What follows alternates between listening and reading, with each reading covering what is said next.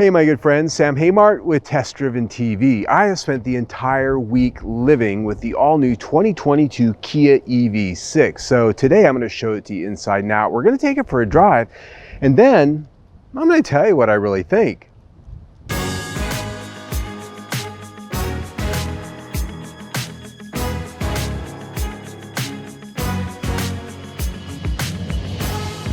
All right, my friends, before we get out on the test drive, let's show you what we've got. This is the 2022 Kia EV6 trim grade wind rear wheel drive model, which means it's down on the lower end of the scale. Of the 5 trim grades you can get this in, this is number 2 of 5, one up from the bottom. As tested, we're pricing out at $48,000 and some change, with the single and only option being this paint color at $495. It doesn't look like it would be an optional paint, but yet it is. Looking at the design, this is very similar in architecture, in fact identical mechanically to the Hyundai Ioniq 5. It's on the eGMP architecture from Hyundai Kia, yet it's not exactly the same. It has a shorter wheelbase, the length is slightly longer, so it has longer overhangs than you're going to find on the Ioniq 5. It's also built at a different factory, so it doesn't roll off the same assembly line, though they share the same architecture. Looking at the design, this is something Kia calls opposites united. It's their design language. They always have a marketing term for their design language. And basically what that translates to is artistic, futuristic, and very detailed in a Kia way.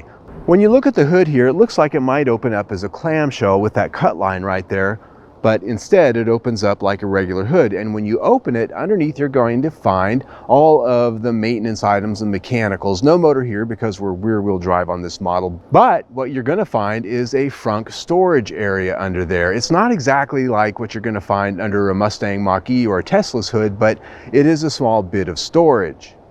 Looking at the grille, you're going to see a lot of detail there. Gloss black plastic, a lot of little tiny nuances of design, and big LED headlights, and those wrap around into the fender arch openings, which also sport a lot of detail, a lot of fins, just little bits of information for your eye.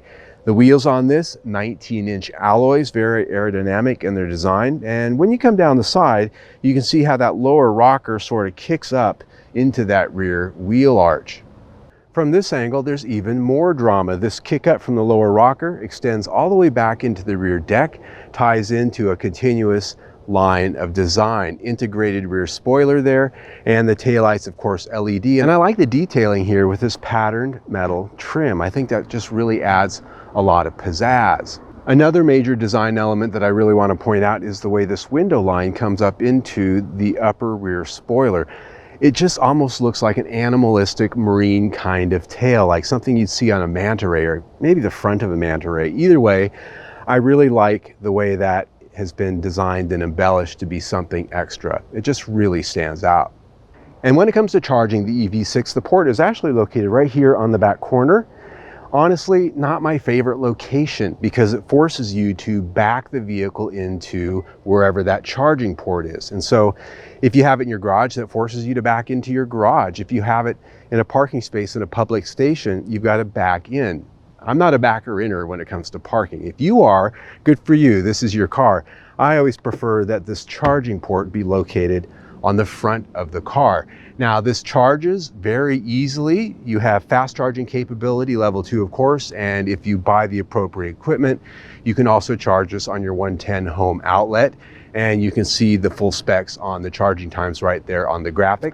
The battery itself is located under the middle of the car. It's about the size of a queen size mattress. In this case, it is a pretty sizable battery, and it weighs about 1,000 pounds. So you can definitely feel it when you're driving the car around. One of the bonuses that the EV6 offers is a vehicle to load adapter. You can plug this in right here, and this allows you to plug in any 110 appliance up to 1900 watts and run it off of your car. Like if you're camping, tailgating, or maybe you're working on a project someplace out where there isn't electricity, you can use this car as a mobile power station. How cool is that? The cabin of the EV6 is like most contemporary electric cars right now, very contemporary in its design.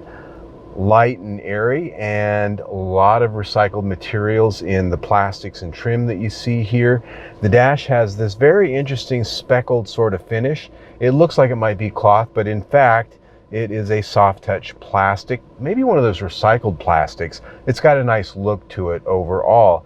These seats are actually what they call vegan leather, which means vinyl. Okay, they are power adjustable both for the driver and the passenger in this trim grade. They are ventilated and heated. I found them to be very comfortable this week in my driving. I never got tired of sitting in them. They have just enough softness to be comfortable, yet they have a firm support side to side and when you're driving around. The dash itself is very similar to a lot of high-grade Kias right now. The dual 12.3-inch cockpit with instrument cluster ahead of the steering wheel that is customizable depending on the drive mode.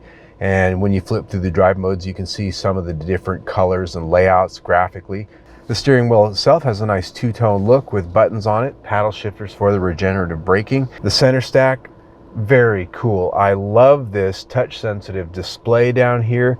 You can switch back and forth between HVAC and infotainment. What looks like switches, it all changes when you switch that back and forth, and the knobs, the hard controls, work for both. I love that. The center console is a very futuristic look. It actually has a cantilevered element here in the center. There's switches right up front, then the power button, and then just behind that, the rotary gear selector and other buttons behind that.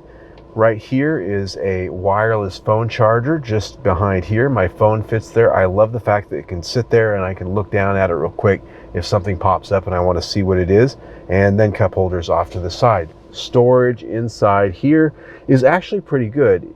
It's, you know, it's about as square as a square tissue box, yet it's pretty deep. You could probably put two of them in here, a nice deep storage bin. But that's not all. Looking down below the cantilever console is a deep storage well down there. You can put purses, sodas, anything like that that you happen to be drinking on the ride. There's also power ports down there, USB and 12 volt. The one thing I would point out is that it's kind of inconvenient to reach from here. The rear seat of the Kia EV6 is pretty spacious, as you can see. Looking at these seats, they're set for my height, about 5'8", 5'9", with my boots on, and I've got a good 8 inches before my knees are going to be touching the backs of these seats. I like that. Now, one of the things that comes with the packaging of this car, the floor is pretty high because there's a big battery underneath, and so my knees are perched up, as you can see. The seating height pretty low relative to the floor. Not terribly uncomfortable though. The seat has good side support and it's a comfortable seat. It's not like it's a hard bench that I'm also dealing with. The level of amenities back here is what you would expect. I do have vents. They're not on the back of the console though. They're actually over here on the door posts, which is really nice because they're actually up closer to your face, and it's 100+ degrees today, so it's pretty nice to have that blowing on me at the moment. And so there is nothing on the back of the center console. USB ports, they're actually located right here on the backs of each seat. Again, sort of a nice place to have them if you've got somebody sitting in the center and you don't want cords dangling down by everyone's feet. Now these seats do fold down in a 60-40 split, as you'd expect. There's levers on the sides, or if you're at the back, there's pull levers, which allows these seats to go down from back there. You don't have to get around the vehicle to actually get these seats down. You can do it on the fly from the back. Pretty sizable cargo space back there. Underneath that floor is a storage area. Here we've got the vehicle to load adapter and the tire inflator kit, because this doesn't have a spare tire. Overall, I'm very impressed with this interior. The materials are of a very good quality. Switchgear, as with most Kias, very good, and the layout and livability excellent. This interior gets 5 out of 5 stars. The infotainment system is a near top-end 12.3-inch touchscreen display, and also has controls down below on another touchscreen, combined with some hard controls there, also combined with hard controls on the steering wheel. I love when they give you multiple ways to control this and manipulate the different things you do every day. I found that the graphics on the menus are very well laid out. They're easy to understand. The feature content here, very good. You do have Apple CarPlay, Android Auto. It is wired though, not wireless like some of the more contemporary competitors, but it works very well. Now, the audio quality, this has Meridian Surround. It's not Harman Kardon like we found in other high-end Kias, but it is a good sound system that works pretty well. This does have a good backup camera, not a full 360-degree camera though. Overall, I find that it is a good mixture of content. It's a good mixture of quality for the trim grade here. This infotainment system gets 5 out of 5 stars. All right, my friends, now it's time to go for a drive. And as most of you know, the question I always like to ask is, how does it go? Silent power, whoosh, nice little push in the back, and 60. So this isn't the fastest electric car you're going to get. Now, you can get a lot more power here by stepping up to the all-wheel drive, and there's even a high-performance model that's going to be due out pretty soon. As tested with rear-wheel drive, this has 225 horsepower and 258 pound-feet of torque driving the rear wheels. There's a motor sitting back there at the rear axle driving those wheels. Single-speed transmission, so there's no gear shifting, and it's just quite quiet, as I like to say. Now, there's a lot of ways you can drive this car. Driving modes, you have Eco, which is really dialed into saving the battery, Normal, which I'm in right at the moment, and Sport, which gives you a little bit more of a feeling of power as you roll along. A nice feature that this has that I like are these paddle shifters, which enable you to adjust the level of regenerative braking that you have. And using the left one, you can dial it all the way down to max, which gives it the I pedal, which when you lift off actually brakes the car with regenerative braking. So I lift off, and it's really like stepping on the brake as I'm coming up to this traffic light. It works so strong that it actually puts on the brake lights when you come to that stop. And it'll actually completely bring the car to the stop without hitting the brake pedal, and it holds it. Now, I think that's pretty cool if you like it. It's like driving the bumper cars at the carnival. So kind of a nice feature there. One interesting thing though is it defaults to not be on every time you start the car. If you want it, you actually have to turn it on every time you start the car. That said, pretty cool feature. You don't have to use it. You can dial the regenerative braking all the way up to minimal, so you barely feel it. Barely feels different than any other car. This has a towing capacity of 2,300 pounds, which is pretty impressive, I think, for an electric car. Now, yes, if you're towing that, you're probably going to have very little range as you're going along out there in the world. This powertrain impresses me with its power delivery, its refinement, and the overall livability, but the one area that has come into question in my week with it is range. With a 77.4 kilowatt hour battery, this is rated at 310 miles range. And with the heat that we've had here in Arizona, it's been roughly 110 degrees every single day this week. I have only seen about a 210 to 215 mile range on this battery at best when it's fully charged. And so I'm giving it the benefit of the doubt because, well, with electric cars, the temperatures really hit them hard. You have two things. The air conditioning system is running full blast, which is also taxing your battery.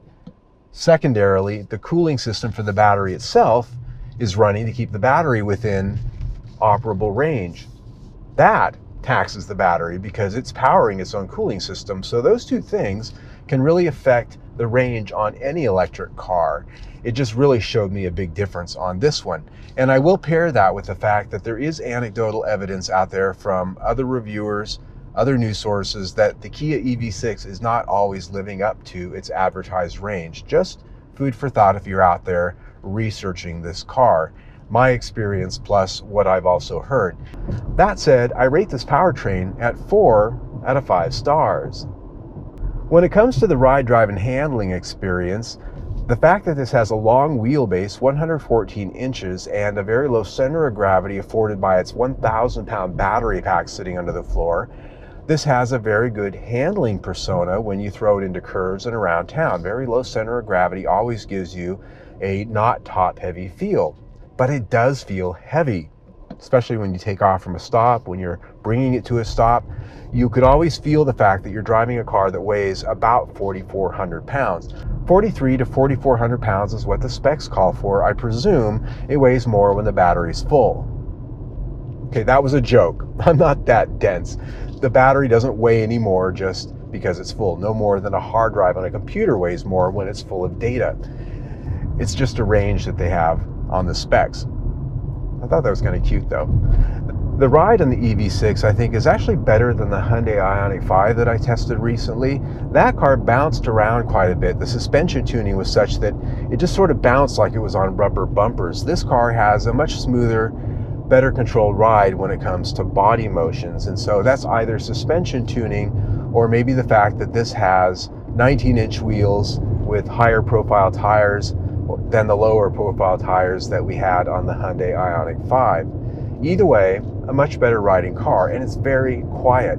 Out on the highway on our 70-mile-an-hour test, this had a 52.6 decibel rating for a mile average, and that is one of the lowest, if not the lowest ratings that I have seen yet testing cars. It gets 5 out of 5 stars. All right, my friends, I got to tell you, my week with the Kia EV6 has been very enjoyable. It's got a lot of space, it's comfortable, it's got a very interesting and artistic design, it's fun to drive, and it has a lot of features for the money. And when we talk about value, I look at things like warranty coverage, 10 years, 100,000 miles powertrain, and that covers the electrics, the battery, and then 5 years, 60,000 miles bumper to bumper, and so on. One of the best warranties in the business. That is just a Hyundai Kia thing. At this price, $48,000, I think the level of equipment and the car that you get here is very good in terms of what you're going to spend elsewhere. I just had a Hyundai Kona EV, which is a lot less vehicle, and it was about the same price as this. And it made me just think, why would you do that when you can get a brand new design, very well done electric car? There's just so many ways you can spend your money here, and this is one of the better ones, I think. So I put value at 5 out of 5 stars. When you put that in with everything we've already talked about, we're at 4.5 stars for the review. Pretty good. Very good, I'd say. So please follow us on social media. You can see all of our links straight down below. Test Driven TV on all the major channels. See our latest video right there. Better yet, subscribe to our YouTube channel right down there. Either way, stay tuned.